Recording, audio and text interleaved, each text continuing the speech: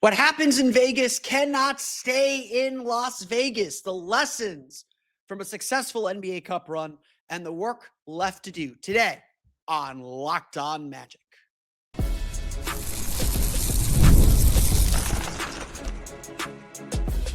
You are Locked On Magic, your daily Orlando Magic podcast, part of the Locked On Podcast Network, your team every day.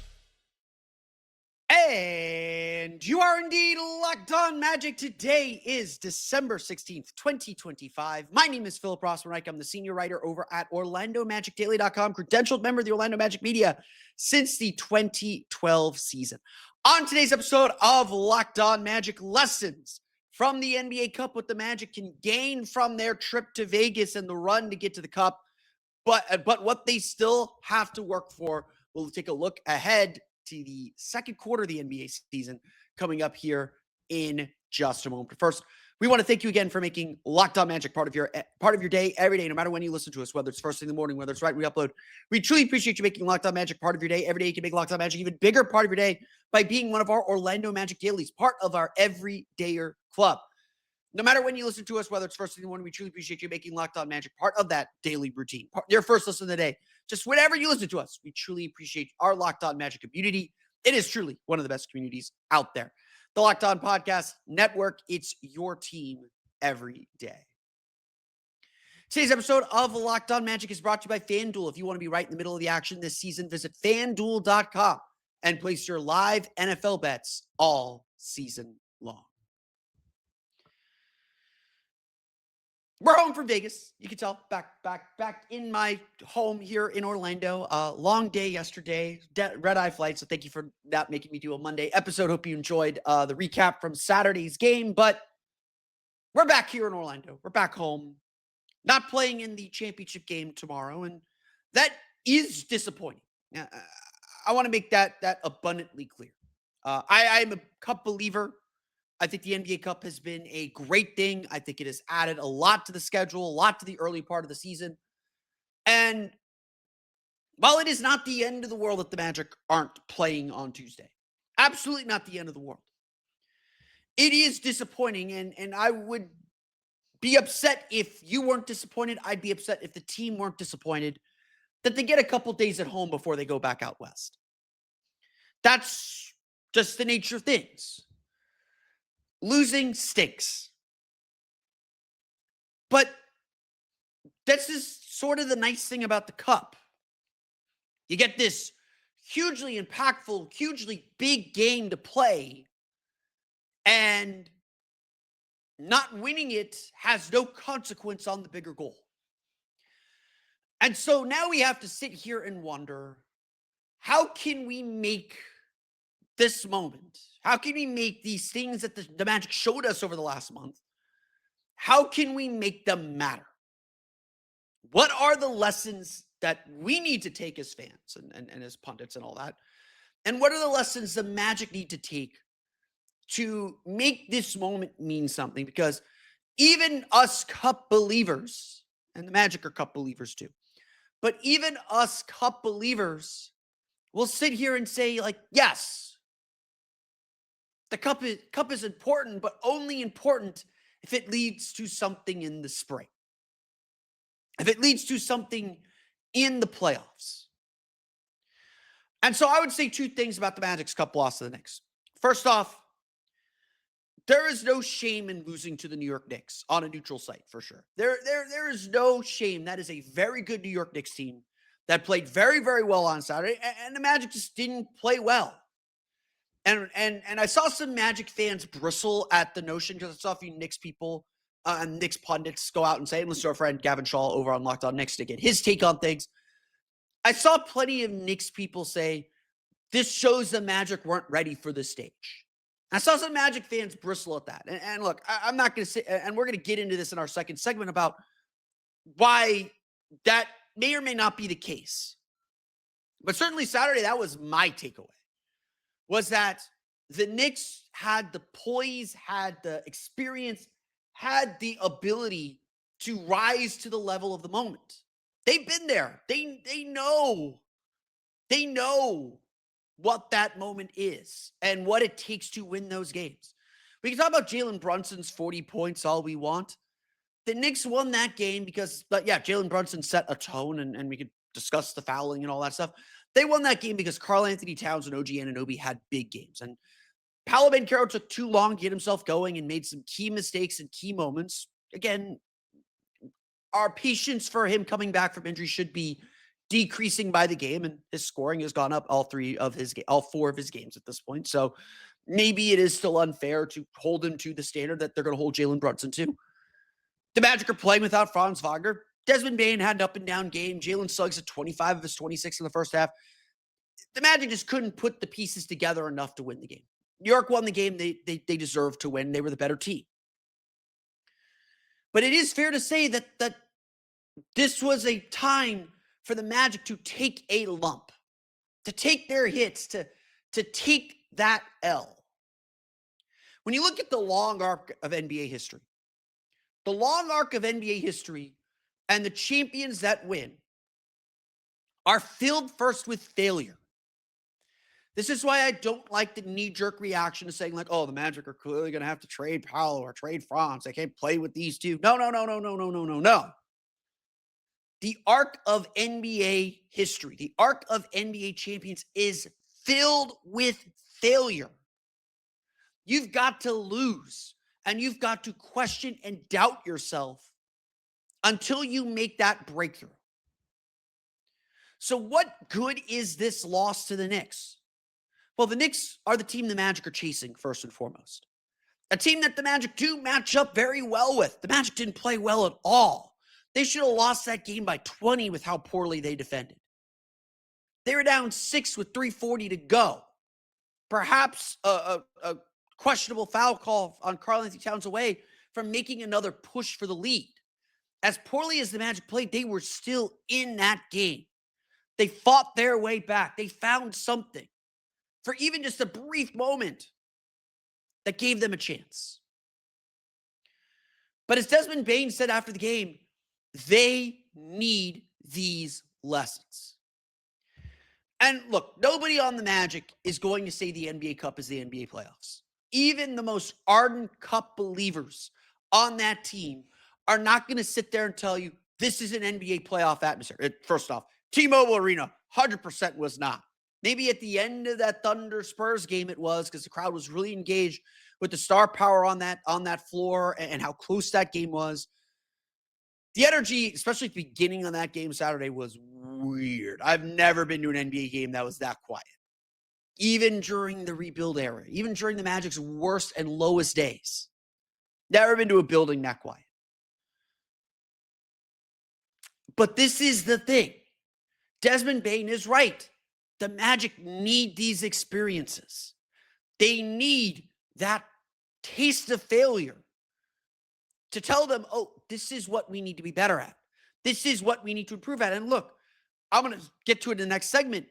The Magic have enough to overcome that and succeed. I will leave Vegas more certain the Magic are capable of being an Eastern Conference finalist, of winning the NBA, to winning the Eastern Conference. It is possible. But to get there is going to take some frustration. It's going to take some games where the Magic need to take their lumps, get their experience, get their teeth kicked in occasionally to become a better team. We've seen the Indiana Pacers take a long NBA Cup run and turn it into a crazy 2 seasons. We saw the Oklahoma City Thunder get inspired by their NBA Cup loss last year when they lost to the Milwaukee Bucks in the final. We've seen teams go to Vegas and not win the thing and come out better for it. A big reason why I am a fan of the NBA Cup is because when the NBA Cup first formed, at the stage the Magic were at, give me all the big game experience you can get. Give me every moment that I don't have to manufacture some pressure to see how this team responds. And even now that the Magic are a perennial playoff team, they need moments of pressure. They need moments of real stakes. And again, maybe you don't think the NBA Cup's real stakes. I can't convince you otherwise. But they need moments where the stakes feel big to make a mistake. I'd rather the Magic learn the lesson of how serious and intense a big game can be against another championship contender on the floor in Las Vegas in December than in game 1 and game 2 at Madison Square Garden in the spring. The Magic will be more prepared and more ready to face a team like New York, a team like Cleveland, a team like Boston, perhaps in the first round. They'll be better prepared to face these teams and the adversity they will see in the spring because they went through what they went through on Saturday. And again, you have to find some silver linings. And at the end of the day, momentum is the next day's pitcher. You want the NBA Cup to mean something, you've got to put it into practice. You've got to put it into action. And that action right now is being ready for the next big game, being ready for the next pressure situation, understanding that you've got to find your defense. You got to make the right rotation decisions. You got to make the right calls, the right decisions, bring the right focus and intensity no matter the environment. That's the next challenge. The Magic have yet to win a road playoff game, by the way. That's the next challenge. And that's the challenge we will see in April and May that hopefully this NBA Cup has taught them how to handle better. But if there's one thing this Cup run should tell all of you, should tell all of us, and why this Cup run was so positive, is that the Magic are ready. The Magic have enough. What the Magic really showed the rest of the league during their NBA Cup run, we'll get to that coming up here in just a moment. But first, today's episode of Locked On Magic is brought to you by friends over at FanDuel. NFL Sundays move fast, and one big play, and suddenly everything feels different. That's what makes live betting with FanDuel so exciting. You're not just watching the game, you're reacting to it in real time. With FanDuel, you can place bets as the action unfolds. Every drive, every momentum swing, every highlight moment. Live betting is best when the game starts to shift. A receiver gets hot, a defense tightens up, or momentum flips after a turnover. FanDuel lets you jump into the moment. Live spreads and money lines adjust instantly. Player props update as guys heat up. You can bet next touchdown scores, drive results, totals, and more. Keeps you locked into every snap, every drive, every possibility.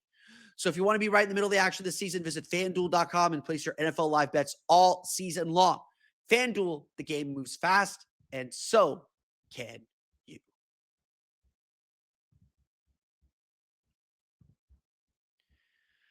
We want to thank you for making Locked On Magic part of your day, every day, your first listen of the day. And thank you for helping make the Locked On Podcast Network the #1 sports podcast network.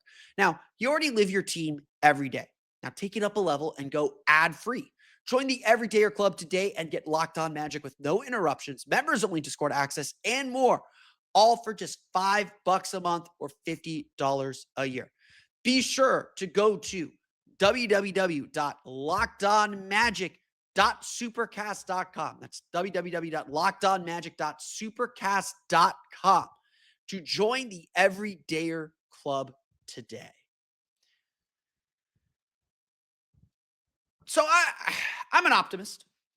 I'm not going to deny that. I'm not gonna go beat around that. Like, I'm an optimist, and I think it's really hard not to come as disappointing as Saturday was. And wrong, I had high expectations for Saturday.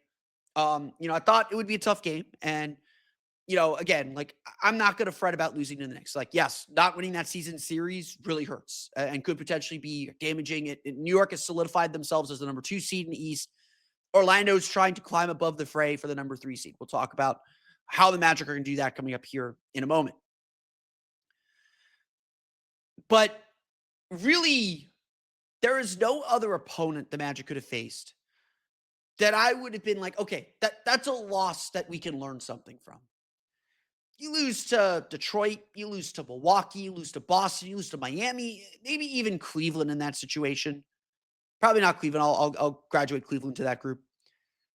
You lose to any of those teams, and yeah, there's no positive to take. There's nothing good that comes out of it because those are all teams you expect to be better. New York, Cleveland, again, maybe I'll give Detroit some credit there, but most teams, the Magic, there are really only two teams the Magic would have faced, and really two teams the Magic would have faced in that kind of a situation. And losing to them would have been like, okay, that's fine. Like that, good team, tough game. It's whatever. One game off, like that's whatever. See him in a 7-game series. Who knows? Like I do think the Magic match up really well with the Knicks, and I think a 7-game series would be a fascinating one. And talking to people in Las Vegas, I think that was the general consensus. Like I hope we see this series in the spring. And yeah, it'd be a fun series to play the Knicks in the spring. These are two teams that have a little bit of history now. I think what became clear, though, throughout the course of this tournament, and why that loss is as disappointing as it was, is because over the course of the last month, the Magic have transformed into the team we thought they could be. The Magic have become this juggernaut, frankly, on both ends. You know, I think over the last 15 games, they're certainly top 5 in defensive rating. I think they're still clinging to top 10 in offensive rating over the last 15 games. The last month has shown us that the Magic have enough. And I got this comment from a few people because I noted coming out of that game, it's disappointing because the Magic have enough. And someone tweeted at me and said, they didn't have Franz Wagner. They didn't have enough. And like, I have to push back on that. A team of Jalen Suggs, Paolo, Banchero, and Desmond Bane, the margin for error is obviously smaller, but the Magic had enough to win a game against the Knicks. If the Magic would have played well on Saturday, we'd be talking about the San Antonio Spurs today.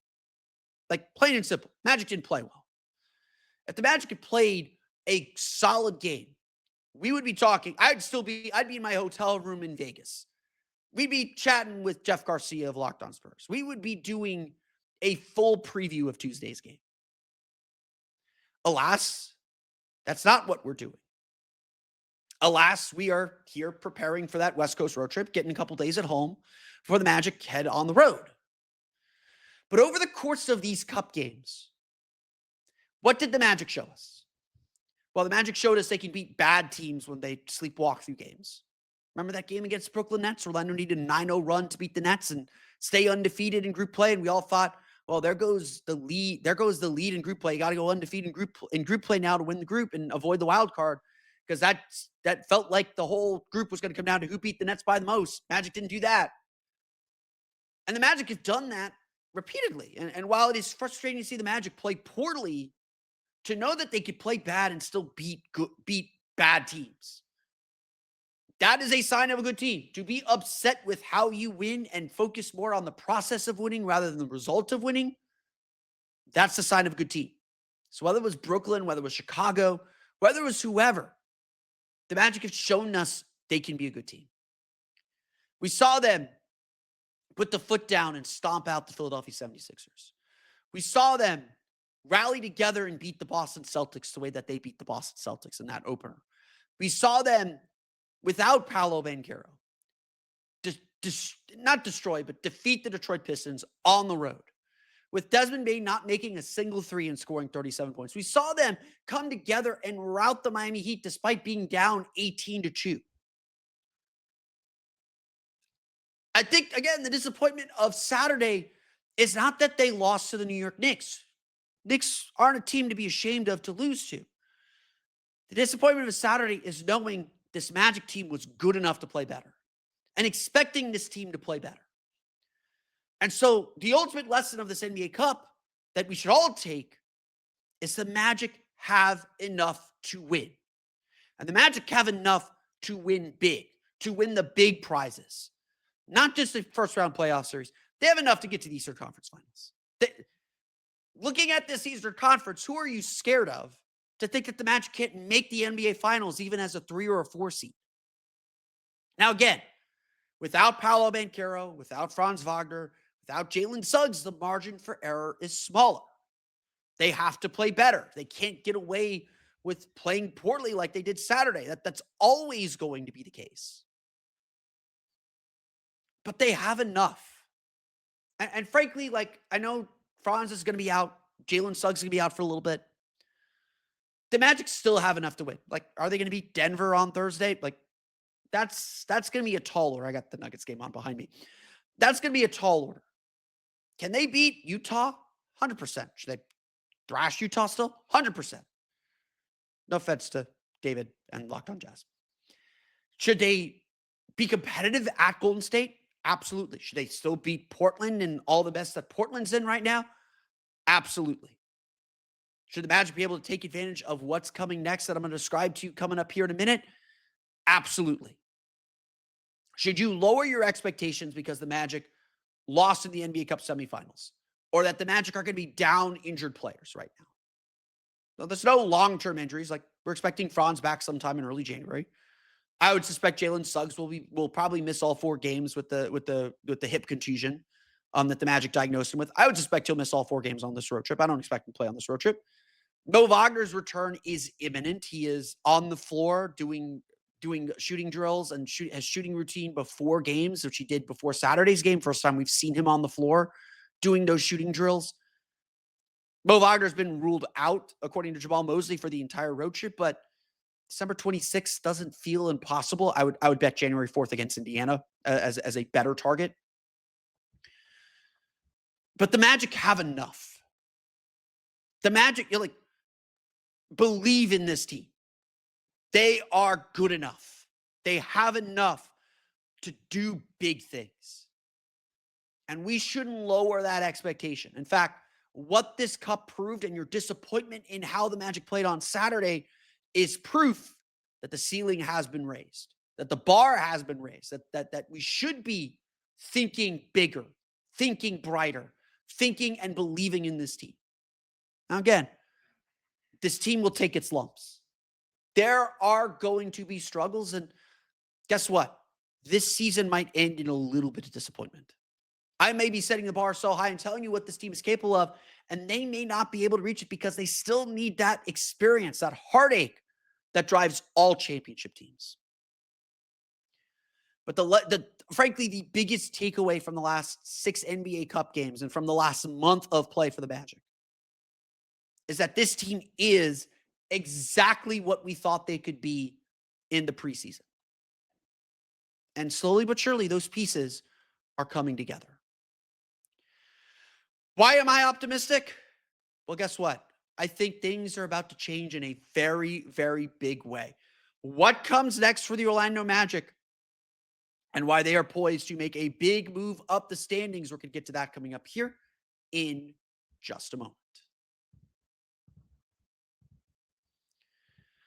But first, today's episode of Locked On Magic is brought to you by our friends over at Skims. When Skims announced they were making underwear for men, the reaction made perfect sense. People have been talking about Skims comfort for years. Most guys, though, stick to whatever they've been buying since college. The same fits, same waistbands, that roll, and a whole lot of settling. Skims Men's changes that.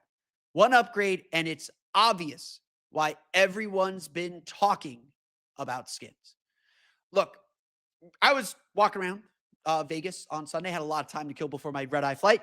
Went to the Forum shops down at Caesar's Palace, and they had a Skims store. And I was with a couple buddies on the beat with me, and I said, "Oh, Skims, good product there." And they all looked at me. It's like, well, they do pay me, but I'm actually wearing Skims right now. It is the best underwear. It's actually good underwear to wear on my red-eye flight. I was so comfortable. I didn't have to scooch or move around or do anything. I could just sit there and try to get some sleep. I understand the hype immediately about how great Skims is, and I should have gone into that store and bought a couple pairs for everybody because they're that good. They're designed to feel good, fit right, and actually stay put. No slipping, no sagging, no adjusting, just genuinely great underwear that makes you feel confident and comfortable. Shop Skims Men's now at skims.com, and we place your order. Choose podcast in the post-purchase survey and select our show from the drop-down menu to let them know we sent you. Again, you can check out Skims Men's at skims.com. Choose podcast in the post-purchase survey so that they know we sent you. Plus, the Skims holiday shop is open. So if you're looking for the perfect gift this season, Skims has you covered. Today's episode of Locked On Magic is also brought to you by our friends over at Wayfair. The holidays always show up faster than we expect. And if you're still putting together gifts, last minute decor, or getting your home ready for guests, Wayfair has you covered. Whether you need a quick room refresh, new bedding, or those final seasonal touches, Wayfair makes it easy to get what you need fast. Wayfair truly is your one-stop shop for everything home with decor, furniture, kitchen essentials, and gifts for every style and every budget, all delivered quickly and easily. You just choose whichever fits your voice. Their selection is huge. You can find everything you want in one place. The Wayfair items you order will instantly refresh your space without a big project, and it's perfect for gifting too. They have guides, tons of options, and something for everyone on any budget. Get last minute hosting essentials, gifts for all your loved ones, and decor to celebrate the holidays for way less. Head to wayfair.com right now to shop all things home. That's Wayfair, WAYFAIR.com. Wayfair, every style, every home.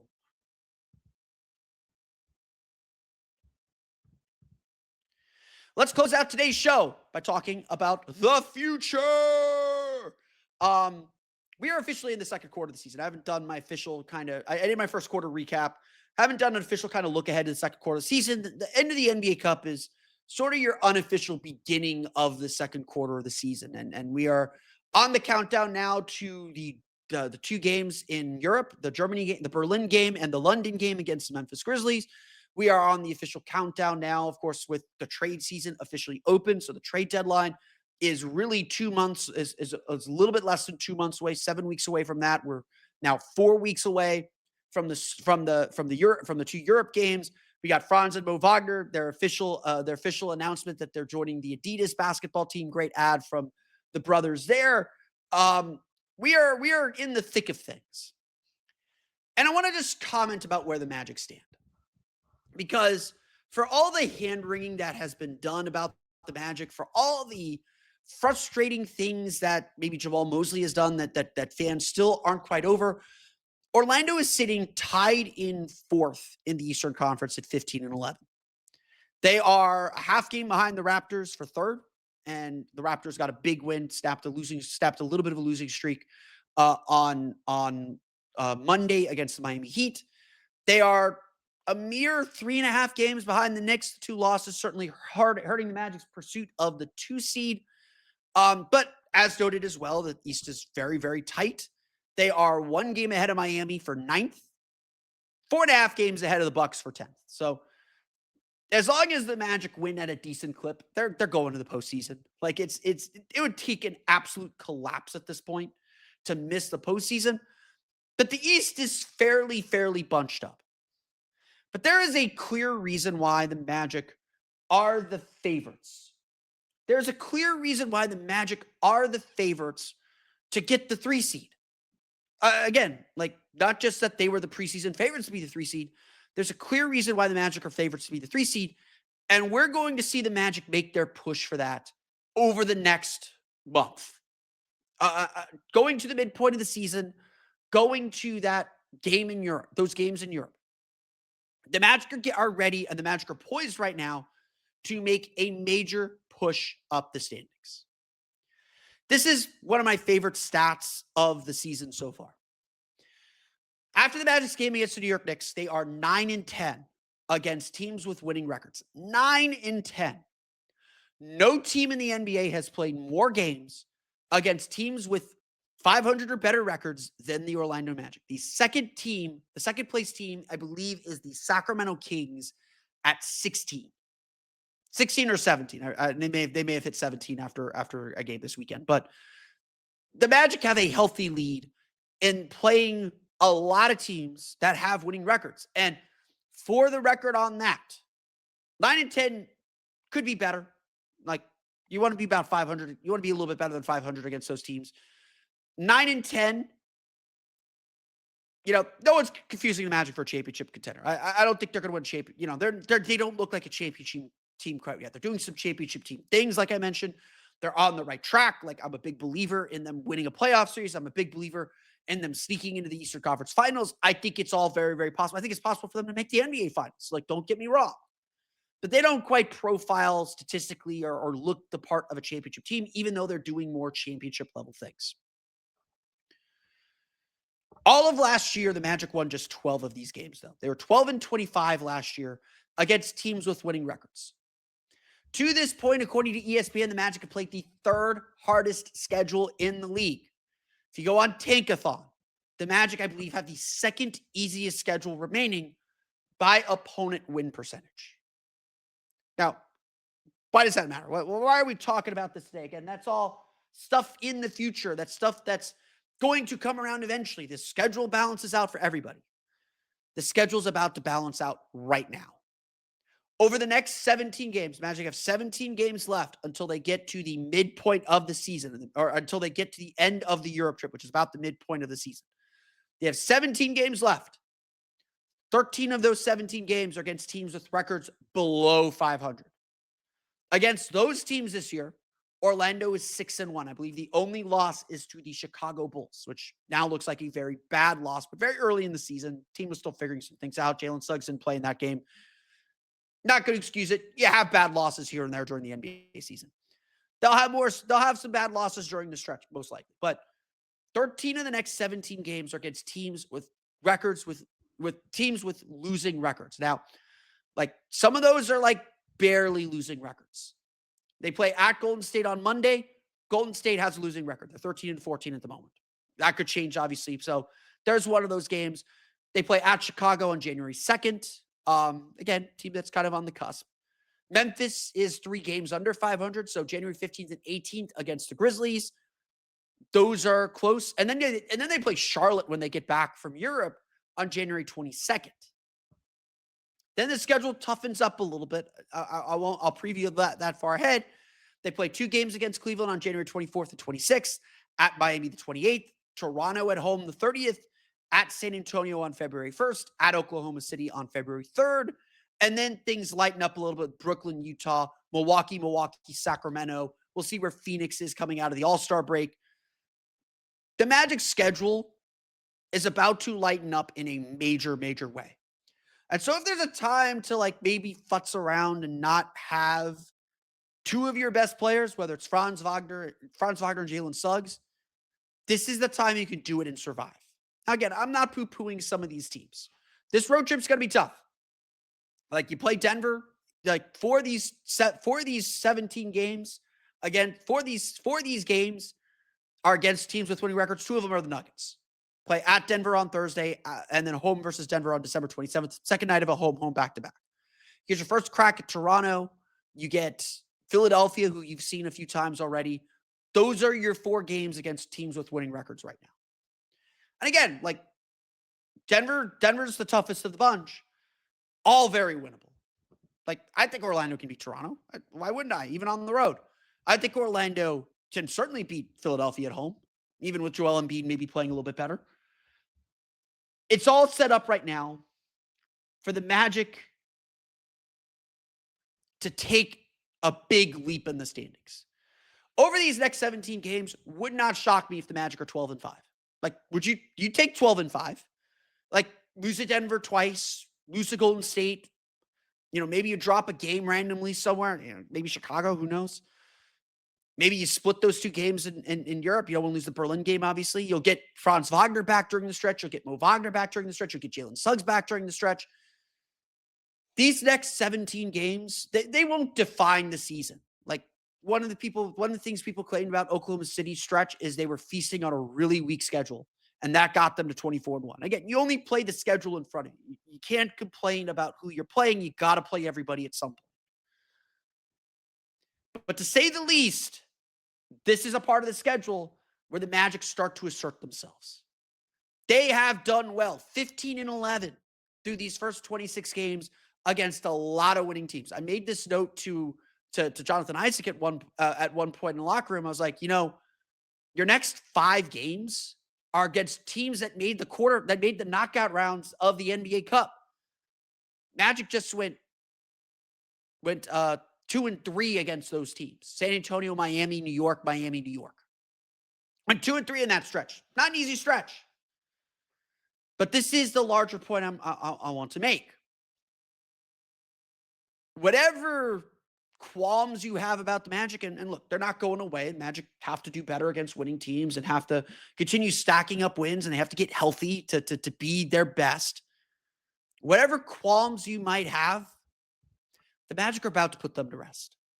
The Magic are about to gain some cushion and gain some room in the standings. Now, if the Magic are not, I said this back onto my preview episode. I said my bold prediction is the Magic would be the top seed or the second seed by the time we hit the midpoint of the season. I'll back off that a little bit. I don't think they'll be the second seed.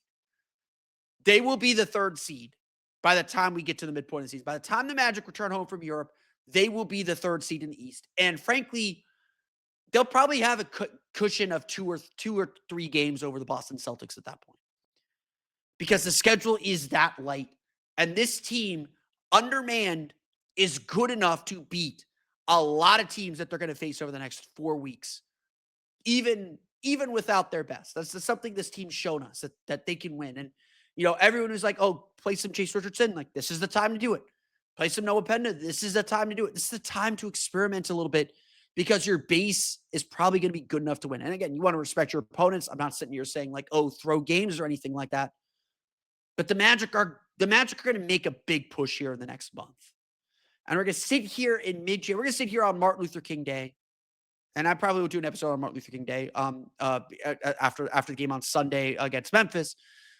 But we'll sit here around Martin Luther King Day and talk about how the Magic have made their move, have established their spot in the standings, and how they could continue to move forward and push to be even better. And again, that's what we've learned about this team, is they're good enough to do all of this. I want to thank you all again for listening to today's episode of Locked On Magic. Of course, find me on Twitter at @PhilipRR_OMD and on Blue Sky at PhilipRR. You can subscribe to the podcast on Apple Podcasts, Stitcher, TuneIn, Himalaya, Google Play, Spotify, Odyssey, and all of the places to download podcasts to your podcast-enabled listening device. You can find us on YouTube as well at Locked On Magic. Thanks again to everyone who helped us pass the 5,000 subscriber mark on YouTube. Truly appreciate that. On to the next 5,000. Eager to celebrate 10,000 subscribers with you all. For the latest on the Orlando Magic, be sure to check out OrlandoMagicDaily.com. You can find us there on Twitter at OMagicDaily. And for even more Orlando Magic content, be sure to check out my Patreon page, Orlando Magic Hub, at patreon.com/Orlando Magic Hub. As always, thank you for your support. Did Locked On Magic make your Spotify Wrapped? Prove it on social media. To secure a free month of our brand new Everydayer Club, just tag our national Locked On Podcast Network account on any social platform, and we'll drop you a code. Be one of the first to join the Everydayer Club to get your favorite show ad-free and exclusive access to the members-only Discord channel. For those of you on video, we're going to send you to the first ever 24/7 national NBA YouTube channel. On audio, make sure you make your second listen NBA Game Night on Locked On NBA. But that's going to do it for me today. On tomorrow's episode of Locked On Magic, we're going to talk about the Magic's reaction to Jalen Suggs' injury, how they hope to fill in for him. We'll dive a little bit deeper into that. Plus, we'll talk about why the Magic's trade deadline goal is not going to excite fans. We'll dive a little bit into those numbers and set the table for the early trade deadline talk coming up on tomorrow's episode of Locked On Magic. But until then, for Orlando Magic Daily and Locked On Magic, this has been Philip Rossman-Reich. We'll see you all again next time for another episode of Locked On Magic.